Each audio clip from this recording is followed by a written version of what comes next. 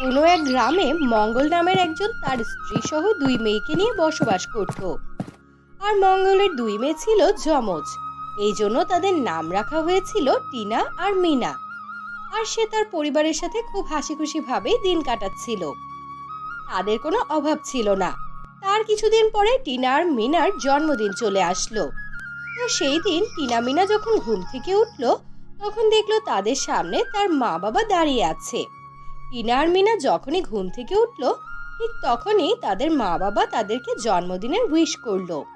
এসব দেখে তারা দুই বোন অনেক খুশি হয়ে গেল। আর তখন তাদের বাবা মঙ্গল বলল, আজকে আমি অনেক খুশি, কারণ আমার দুই মেয়ের আজকে জন্মদিন। তাই চলো আজকে আমরা সবাই মিলে বাইরে কোথাও ঘুরে আসি। হ্যাঁ বাবা, তুমি ঠিকই বলেছো। চলো আজকে আমরা কোথাও থেকে ঘুরে আসি, দেখবে সবার অনেক ভালো লাগবে। বাইরে ঘুরতে যাওয়ার কথা শুনে টিনা ও মিনা অনেক খুশি হয়ে গেল।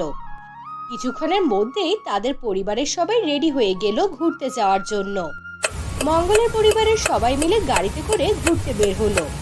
তারা অনেক আনন্দে ছিল, কিন্তু তাদের জানা ছিল না এই আনন্দটা তাদের কয়েক মিনিটের জন্য। অনেক জোরে গাড়ি চালানোর জন্য সামনের দিক থেকে আসা ট্রাকের ধাক্কায় তাদের অ্যাক্সিডেন্ট হয়ে গেল। আর এই সড়ক দুর্ঘটনায় তাদের মা শেফালি সেখানেই মারা গেল।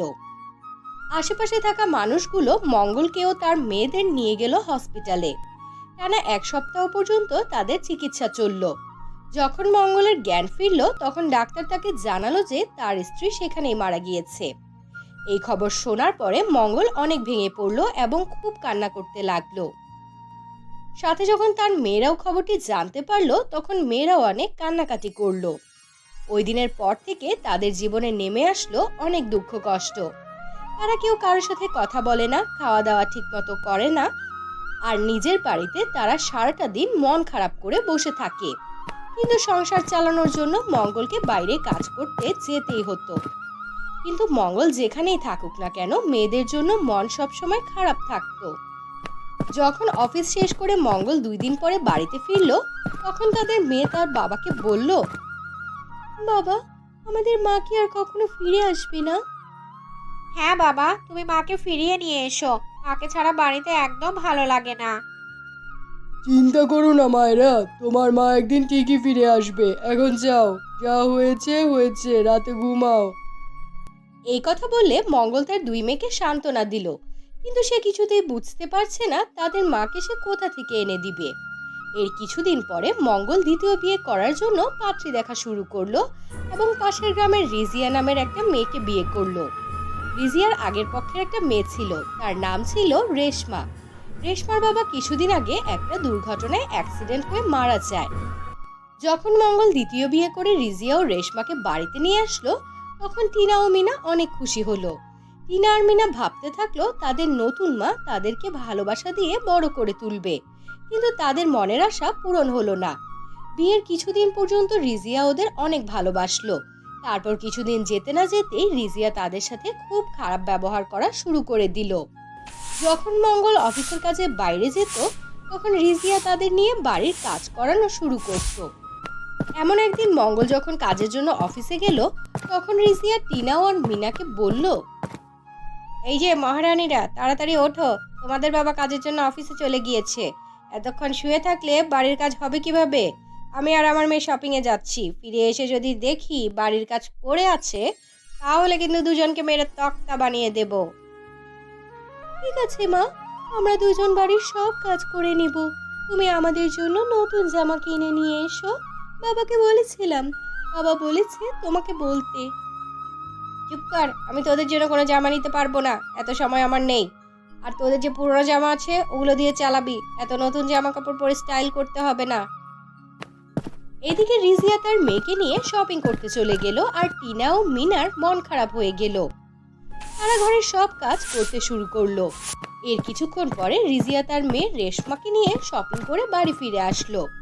রিজিয়া তার মেয়ে রেশমার জন্য অনেক সুন্দর একটা লেহেঙ্গা কিনেছিল, যেটা দেখে মিনা ও টিনার অনেক পছন্দ হয়েছিল।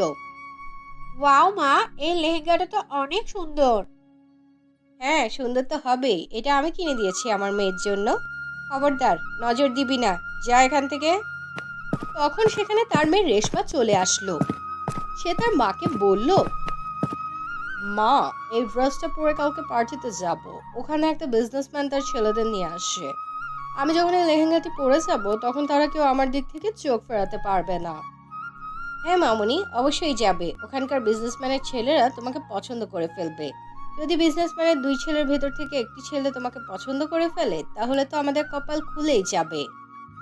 তখন টিনা ও মিনারও ইচ্ছা হলো ওই পার্টিতে যাওয়ার জন্য, কিন্তু তখন তাদের সৎমা রিজিয়া তাদেরকে না বলে দিল। এরপরে টিনা আর মিনা মন খারাপ করে তাদের ঘরে চলে গেল এবং মিনা বলল, টিনা, ওই পার্টিতে যেতে খুব ইচ্ছে করছে আমার, কিন্তু দেখেছো মা আমাদের মুখের উপর না করে দিল। আমারও তো ইচ্ছে করছিল রে বোন, কিন্তু কি করব বল, আমাদের তো সৎ মা, তাই সব কিছুতেই না বলে দেয়। আর যদি আমাদের মা বেঁচে থাকতো তাহলে কখনোই আমাদের সাথে এমনটা হতো না। এরপরে টিনা ও মিনা অনেক কান্না করতে শুরু করলো। কান্না করতে করতে তারা ঘুমিয়ে পড়লো। পরের দিন যখন রিজিয়া ও তার মেয়ে রেশমা ওই পার্টিতে চলে গেল তখন টিনা ও মিনা ঘরে বসে খুব কান্না করতে লাগলো। হঠাৎ করে টিনা আর মিনার বাড়ির বাইরে একটা শব্দ শুনতে পেল। বাইরে গিয়ে দেখলো একটা বৃদ্ধা লোক দাঁড়িয়ে আছে। আর বৃদ্ধা লোকটি তাদের দেখে বলল, বেটা, 2 দিন ধরে আমি কিছু খাইনি। আমার পেটে অনেক ক্ষুধা। আমাকে একটু খেতে দিবে? হ্যাঁ হ্যাঁ বাবা, অবশ্যই দিব। ভিতরে চলুন, ভিতরে গিয়ে খাবার দিই। তারপর টিনা ও মিনা সেই বৃদ্ধাকে ঘরের ভিতরে নিয়ে গেল। অনেক যত্ন করে খাবার খাওয়ালো। খাবার খাওয়া শেষে বৃদ্ধ বাবা বলল, বেটা, তোমাদের বাড়িতে তোমাদের মা বাবা নেই কেন? তোমরা কি একাই থাকো? এরপরে টিনা ও মিনা সেই বৃদ্ধ বাবার কাছে তাদের জীবনের সব দুঃখের কথা খুলে বলল। তখন বৃদ্ধ বাবা বলল, বেটা, অবশ্যই তোমরাও পার্টিতে যাবে। ওই পার্টিতে আসা বিজনেসম্যানের 2 ছেলে তোমাদের পছন্দ করবে এবং ওই 2 ছেলের সাথেই তোমাদের 2 বোনের বিয়ে হবে। এরপরে সেই বৃদ্ধ বাবা তার থলে থেকে একটা লাঠি বের করলো এবং সেই লাঠিটি ছিল জাদুর লাঠি। তারপরে জাদুর লাঠি থেকে জাদু করে বৃদ্ধ বাবা 3টা লেহেঙ্গা বের করলো এবং তাদেরকে বলল, বেটা, এই 2টা লেহেঙ্গা তোমরা 2 বোন পরে নিবে। আর তৃতীয় যে লেহেঙ্গাটা দেখছো, এটা তোমাদের 7 বোন রেশমাকে পরিয়ে দেবে। বৃদ্ধ বাবার কাছ থেকে পাওয়া জাদুর লেহেঙ্গা পেয়ে টিনা ও মিনা অনেক খুশি হলো এবং বৃদ্ধ বাবাকে অনেক ধন্যবাদ জানালো। তারপরে বৃদ্ধ বাবা ওখান থেকে চলে গেল। তারপর টিনা ও মিনা বৃদ্ধ বাবার দেয়া লেহেঙ্গা দুটি পরে নিল এবং তাদেরকে দেখতে অনেকটা রাজকুমারীর মতো লাগছিল। এর ভেতরে মিনা ও টিনার বাবা বাড়িতে চলে আসলো এবং তাদের দেখে বলল, টিনা, মিনা, এত সুন্দর করে সেজে কোথায় যাচ্ছিস মামুনি? আর এত সুন্দর ড্রেস তোমরা কোথা থেকে পেলে? এরপরে টিনা ও মিনা তার বাবার কাছে সব ঘটনা খুলে বলল। টিনা ও মিনার কাছে সব কথা শুনে তার বাবা বলল, ঠিক আছে, চলো, আমিও যাব তোমাদের সাথে। এরপরে মঙ্গল টিনা ও মিনাকে সাথে নিয়ে ওই পার্টিতে চলে গেল এবং পার্টিতে যাওয়ার পর পার্টির সব লোক মিনা ও টিনার দিকে তাকিয়ে থাকলো, কারণ টিনা ও মিনাকে দেখতে পরীর মতো লাগছিল। যখনই রিজিয়া ও রেশমা টিনা ও মিনাকে দেখলো তাদের চোখ কপালে উঠে গেল। মা, দেখেছো টিনা ও মিনা এখানে চলে এসেছে। ওদের কত বড় স্পর্ধা! তুমি মানা করার পরও ওরা এখানে চলে আসলো। মামুনি, তুমি একটু ধৈর্য ধরো। এসেছে তো এসেছে, তোমার বাবাকেও সাথে নিয়ে এসেছে। বাড়ি যাই, তারপর ওদেরকে এমন ধোলাই দিব তখন বুঝবে অবাধ্য হওয়ার কি জ্বালা। এরপর রিজিয়া মঙ্গলকে দেখানোর জন্য মিনা ও টিনার কাছে গিয়ে বলল, মা, মিনা ও টিনা, তোমার বাবার সাথে পার্টিতে এসেছো? যাক, ভালোই করেছো। আমি তো কতবার তোমাদের বললাম, কিন্তু আমার সাথে তো আসলে না। তখন টিনা জাদুর লেহেঙ্গার শক্তির সাহায্যে রেশমার জামার উপরে কাদা নিক্ষেপ করলো। ছি ছি, দেখো মা, আমার জামাটা একদম নষ্ট করে দিল। এখন আমি কি করব? একটু পরে তো বিজনেসম্যানের 2 ছেলে নিয়ে চলে আসবে। রেশমা, তুমি চিন্তা করো না, আমার কাছে আরেকটা লেহেঙ্গা আছে, তুমি এটা পরে নাও। এরপরে টিনা রেশমাকে সেই বৃদ্ধ বাবার দেওয়া লেহেঙ্গাটা দিয়ে দিল এবং রেশমা ড্রেসিং রুমে গিয়ে জামাটি চেঞ্জ করলো।